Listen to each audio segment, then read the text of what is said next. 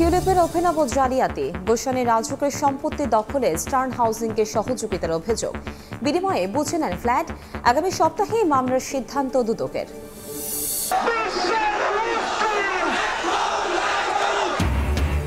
গাজায় বর্বরতার প্রতিবাদে ক্ষোভে ফুঁসছে ঢাকা।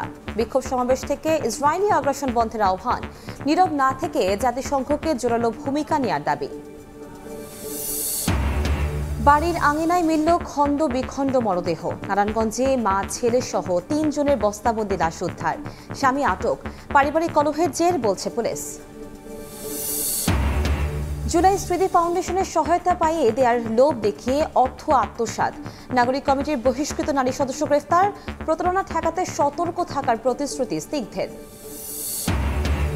এবং দুয়ারে কড়া নাড়ছে বাঙালির প্রাণের উৎসব পহেলা বৈশাখ। মঙ্গল নয়, এবার বর্ষবরণে হবে আনন্দ শোভাযাত্রা। থাকছে ফ্যাসিবাদ বিরোধী প্রতিচ্ছবি।